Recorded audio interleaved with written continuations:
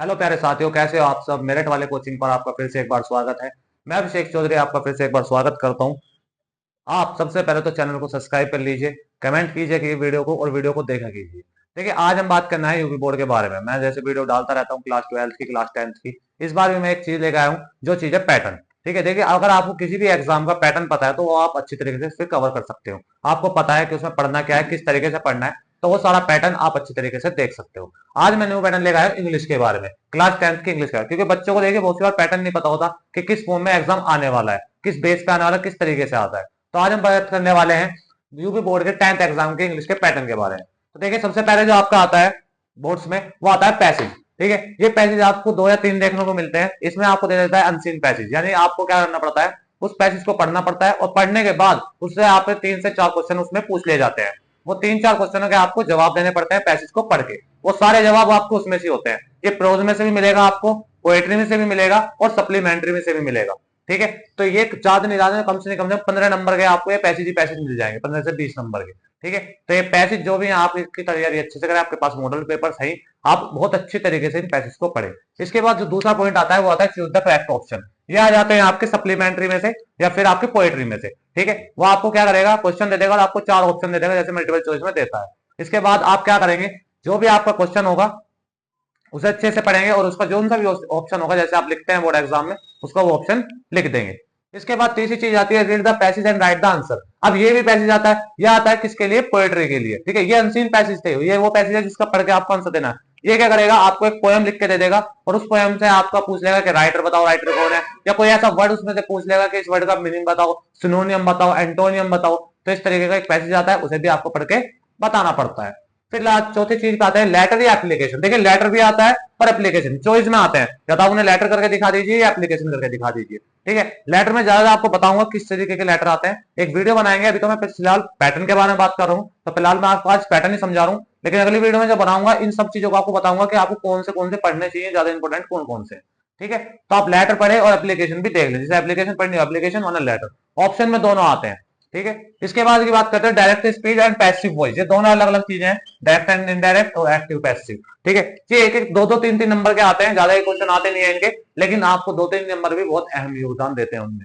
तो ठीक है, तो आप डायरेक्ट इनडायरेक्ट भी थोड़ा बहुत पढ़ ले, और पैसिव एक्टिव पैसिव भी थोड़ा अच्छे से पढ़ के जाए।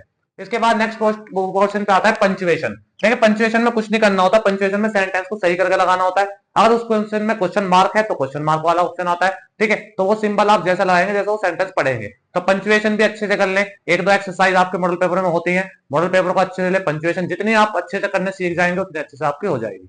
इसके बाद आता है ट्रांसलेशन इनटू इंग्लिश। अब देखिए, हिंदी आएगी और 5 नंबर की आती है, कम से कम 4 से 5 नंबर की। ठीक है, उस हिंदी को आपको इंग्लिश में कन्वर्ट करना होता है। ठीक है, तो आप अच्छे से अपने मॉडल पेपर से, अपनी बुक से, अपनी ग्रामर की बुक से, ठीक है, हिंदी को इंग्लिश में कन्वर्ट करना सीख ले। ये आपके 5 नंबर आराम से बनाकर दे देगी। ठीक है, और हर बच्चा इसे बना के जरूर है, छोड़ के ना आए। जैसे भी आपके सेंटेंस बन रहे हैं, जिस भी तरीके से बन रहे हो, आप इसे बना के आएंगे। इसके बाद क्वेश्चन आंसर आते हैं, ये भी 3 पार्ट के होते हैं, सप्लीमेंट्री, पोएट्री, ठीक है, और प्रोज। तो आपसे तीनों में पूछेगा, प्रोज में से ही पूछ लेगा, सप्लीमेंट्री में से ही पूछ लेगा, और पोएट्री में से ही पूछ लेगा। तो आपको इन क्वेश्चनों को पढ़ के आना है अच्छे तरीके। शॉर्ट भी आते हैं, लॉन्ग भी आते हैं। एक आते हैं 30 से 40 वर्ड के, एक आता है 60 वर्ड का, और एक आता है 120 वर्ड तक के लिए। ठीक है, इनमें आपको ऑप्शन में मिलता है कि 3 क्वेश्चन दे दिए 2 करने होते हैं, 2 क्वेश्चन दे दिए 1 करना होता है, 4 क्वेश्चन दे दिए 3 करने होते हैं।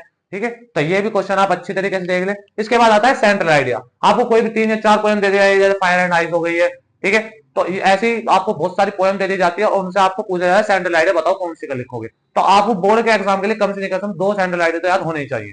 ठीक है, तो आप सेंट्रल आइडिया अगर ये भी आपको 4 से 5 नंबर देके जाता है सेंट्रल आइडिया। और लास्ट आते हैं क्या, पोएम। देखिए, सेंट्रल आइडिया तो आएगा ही आएगा, ये आता है किसी और ऑप्शन में, और पोएम आती है किसी और ऑप्शन, यानी 4 लाइन की आपको पोएम भी याद होनी चाहिए, और आपको सेंट्रल आइडिया भी होना चाहिए याद। अब देखिए, एक चीज बता दूं मैं आपको, आज एग्जाम से लेकर जाए, मैं पैटर्न समझाना है तो मैं पैटर्न के बारे में कुछ और बात करूंगा। ठीक है, जब भी आप एग्जाम देने जाएंगे बोर्ड का, देखिए आपके स्कूल में आपने प्री बोर्ड दिए होंगे, और अब से उससे पहले भी एग्जाम दिए होंगे, लेकिन जब आप बोर्ड में एग्जाम देने जाएंगे तो आप क्वेश्चन उन्हें ही उतारेंगे, क्योंकि आपके पास टाइम इतना नहीं रहता। 3 घंटे का पेपर रहता है, 3 घंटे में लेंथी पेपर आता है बन के। उस लेंथी पेपर में मैं देखा हूं, जैसे आपको ये दिखने में आसान है, सिर्फ 10 ही पॉइंट्स है, लेकिन 10 पॉइंट से डिवाइडेबल हो जाते हैं, डिवाइड हो जाते हैं, इसी में पता नहीं कितने सारे क्वेश्चन हो जाएंगे। ठीक है, ये तो वो पॉइंट है जिसके पैटर्न पे आता है, ये तो वो पैटर्न है, लेकिन इसमें अंदर कितना डिवाइड होगा। इस पहले क्वेश्चन में 4 पैसेज है, 4 पैसेज आप अगर तारने लगेंगे तो आपको टाइम लग जाएगा। तो सबसे पहले जाना है एग्जाम में, ये नहीं देखना कि पहले शुरुआत के क्वेश्चन से ही चलूं, नहीं, जरूरी नहीं है। अगर आपको सेंट्रल आइडिया याद हो तो आप पहले सेंट्रल आइडिया पेपर में कर दो।